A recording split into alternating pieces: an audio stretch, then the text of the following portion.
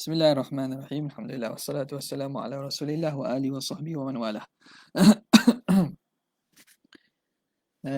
Kita sambung kembali. Terputus ada masalah teknikal tadi ya.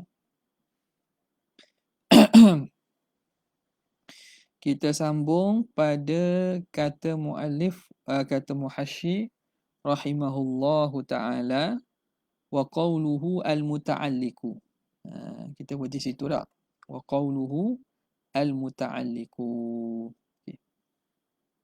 Yang tadi ada sahabat kita dah jawab yaqtadi anna. Yaqtadi anna. Jazakumullah khairan.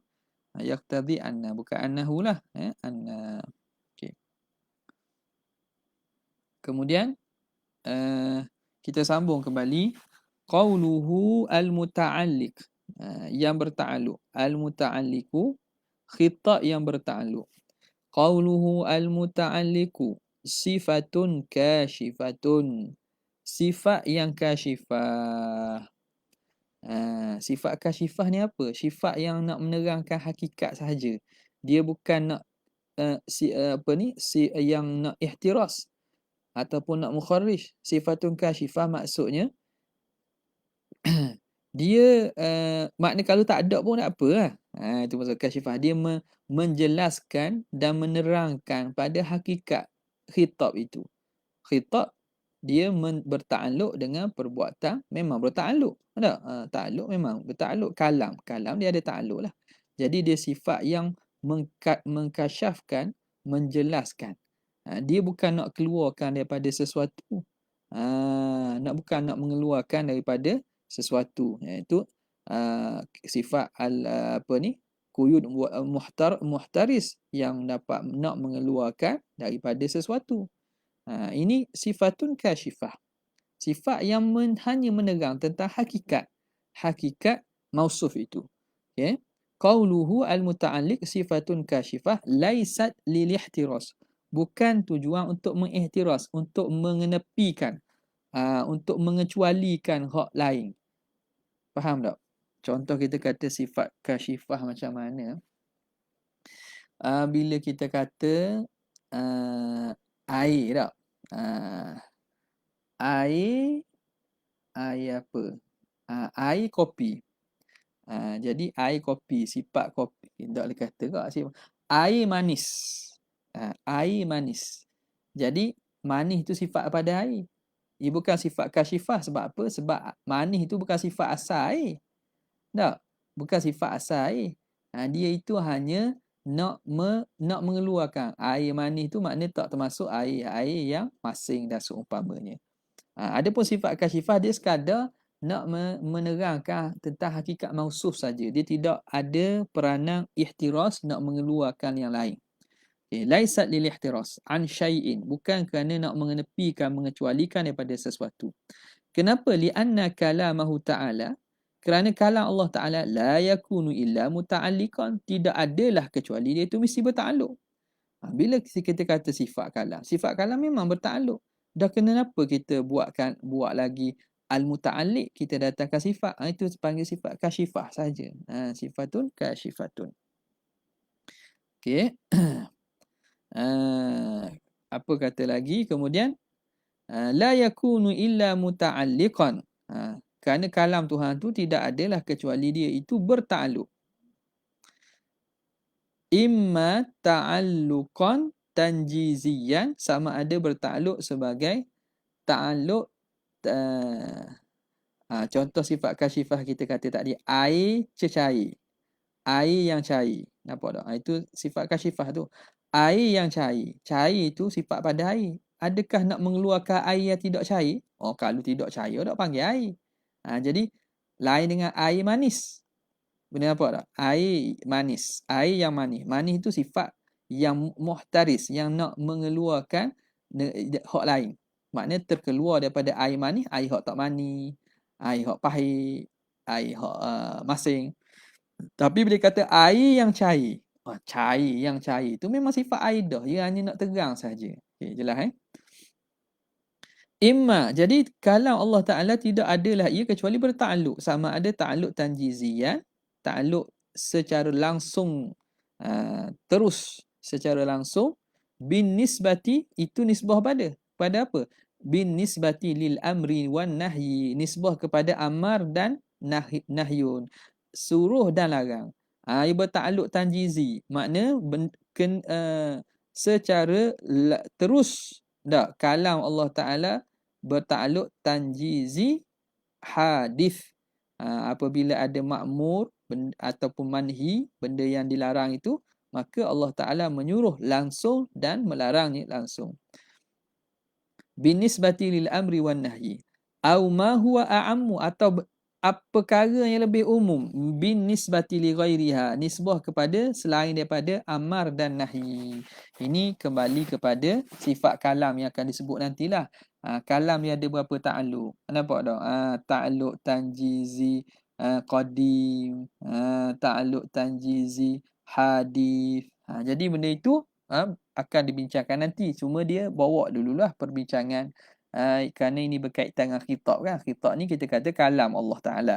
Maka dia bertakluk tanjizi, nisbah kepada suruh dan larang, ataupun dengan lebih umum, nisbah bagi selain suruh dan larang.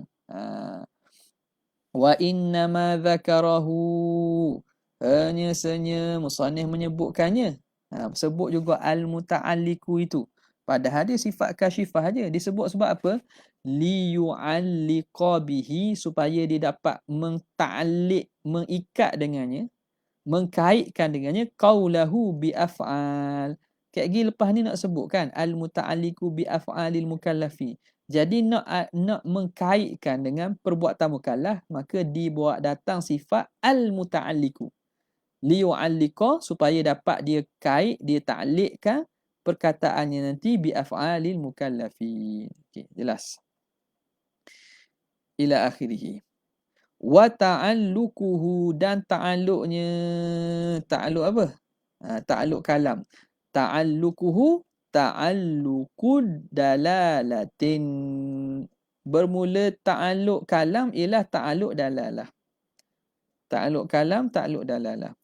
Apa maksud? Bi annahu, bi makna, dengan bahawa dengan makna annahu, bahawa sesungguhnya, lau uzila annal hijabu, kalau dihilangkan daripada kita hijab, kalau Tuhan hilangkan hijab, Tuhan angkat hijab, lawajadnahu, nescaya kita akan dapati kalam itu dalan, menunjukkan ala jami'i aqsamil hukmil aqli, menunjukkan kepada seluruh bahagian hukum akal, seluruh pembahagian hukum akal. Minal wajibat, bayaniyah, minal wajibat, apa semua bahagian hukum akal?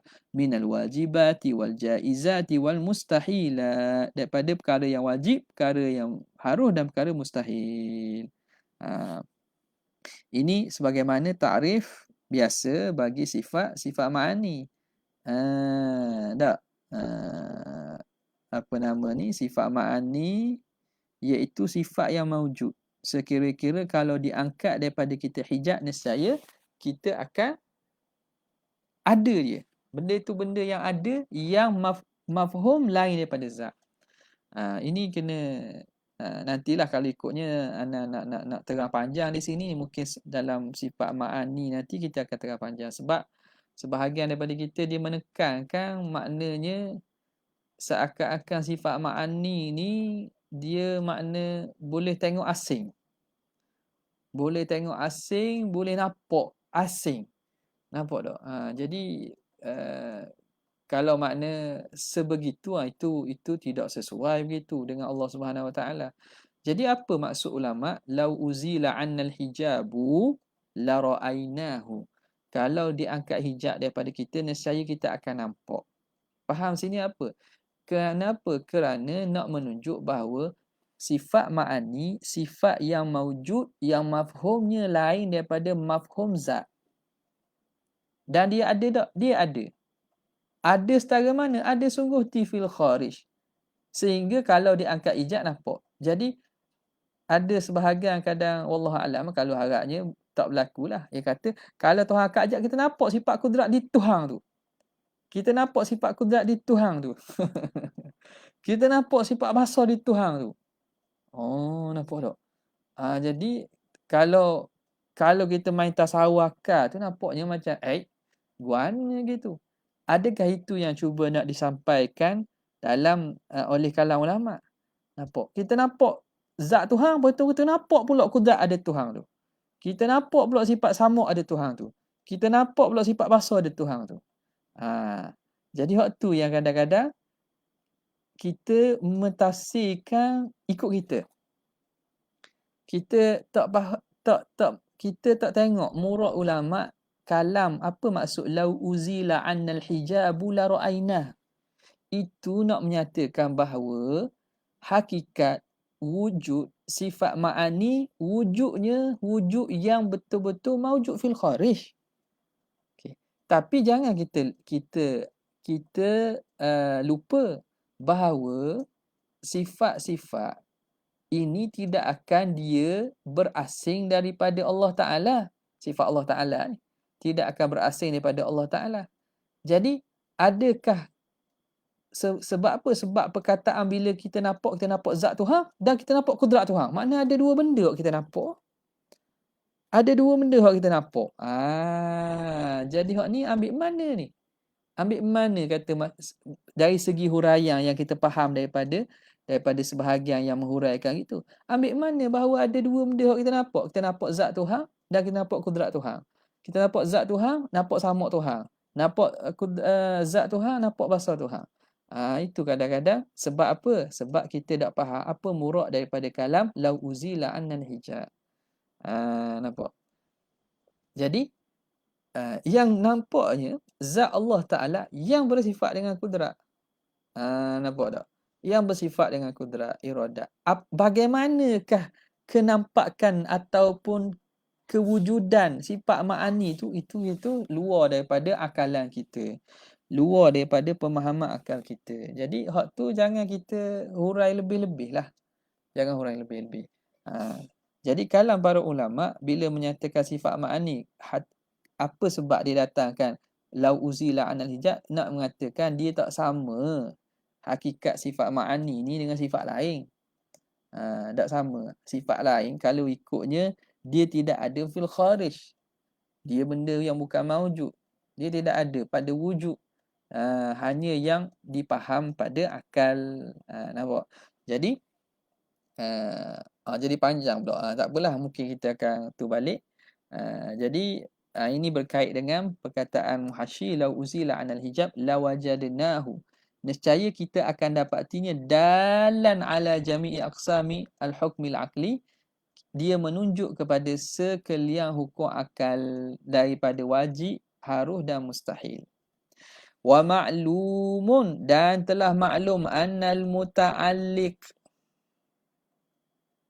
bukan muta'alliq, muta'allaq. Sekejap.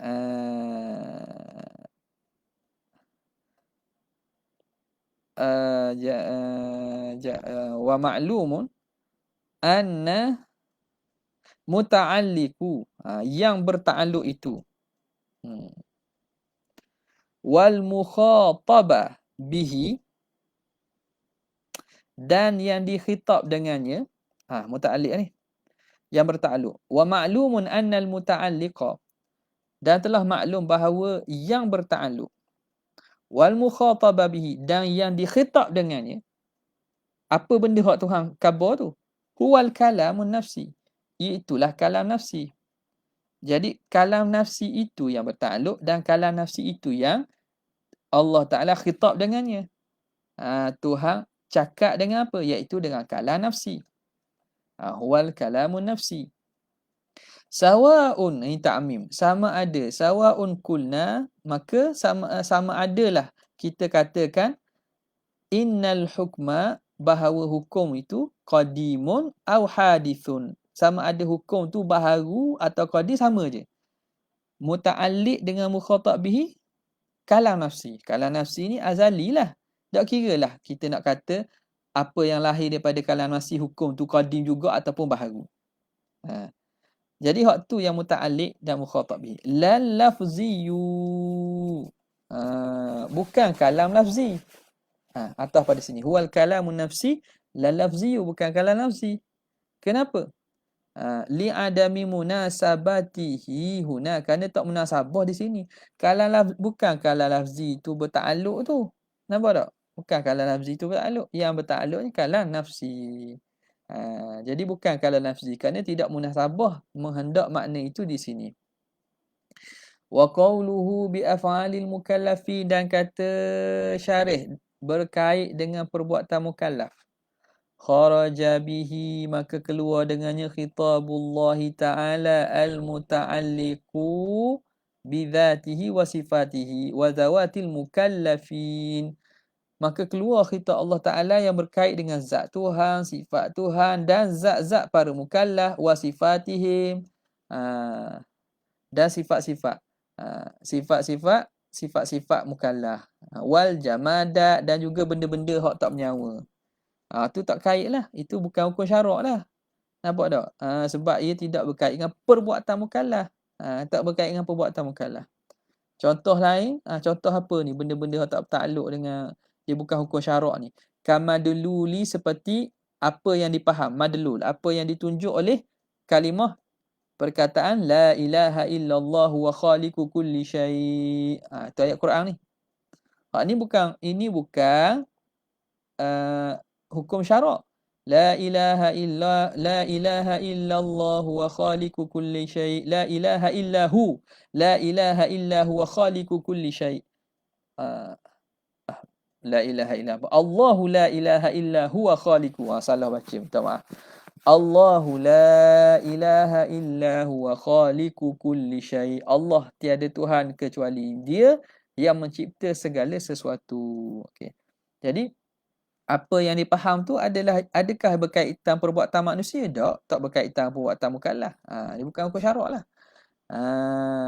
Dari segi madlul tu lah. Dari segi lazimnya itu, ada kait, iaitu kita disuruh beriktikad.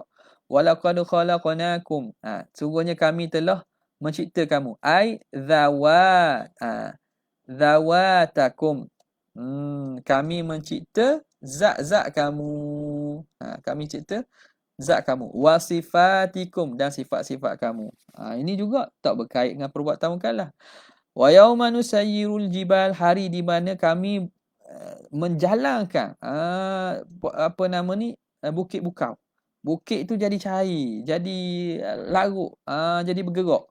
Wa yauma nusayyirul jibal, hari di mana kami perjalankan, bergerakkan bukit-bukit. Kiamat ni adakah berkaitan perbuatan mukallaf?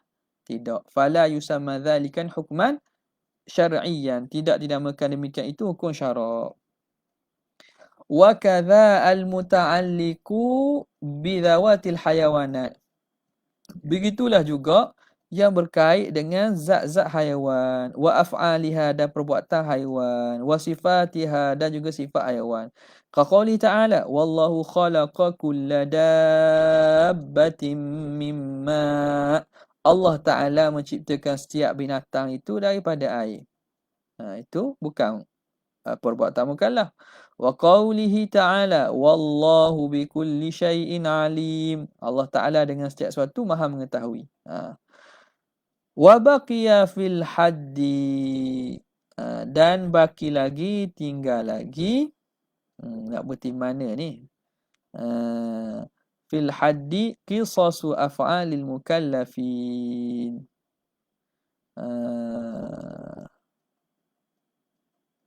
Fa akhrajahu ma biqali at-tala. Masa. Okey.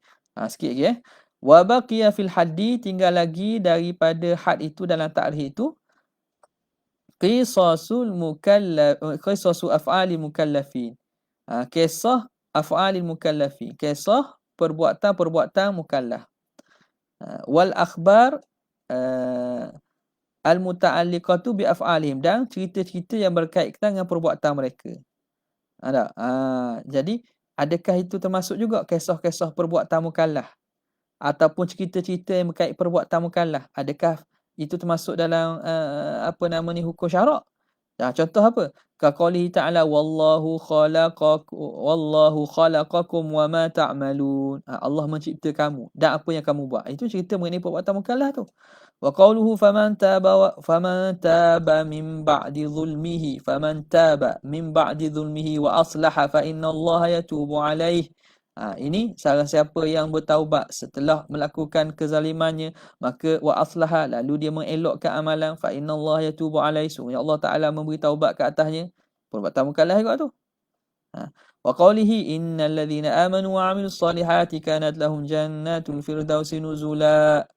Sesungguhnya orang beriman dan beramal soleh adalah bagi mereka syurga Firdaus sebagai tempat kediaman. Maka fa akhrajahuma, maka mengeluarkan kedua-duanya. Musannif akhraja al-musannifu al-huma, musannif mengeluarkan kedua-duanya tadi mana? Qisasi. Huma ni kembali kepada qisasi af'alil mukallafin dan akhbar al-muta'alliqatu, al-akhbar al-muta'alliqah bi af'alihim. Maka musannif mengeluarkan kedua-duanya dengan katanya bit talabi, dengan talab. Mana? Pada kalam syarih. Ia kata hukmun syara' huwa khitabullah ta'ala al-muta'alliqu bi af'alil mukallafin bit talabi awil ibahati awil wad'i. Jadi waktu akan terkeluar daripada ta'rif dengan kata yang akan datang. Alama sayati, atas barang yang lagi akan datang. Wal muradu bi fi'lil mukallafi ma sadara anhu. Berarti sinilah yang dikendaki dengan perbuatan mukallaf apa yang lahir daripada mukallaf, sawa'un kana min af'al jawahir, wallahu ta'ala a'la wa a'lam. Di situ sekadar tu saja untuk malam ni. Wabillahi taufiq wal hidayah. Wassalamualaikum warahmatullahi wabarakatuh.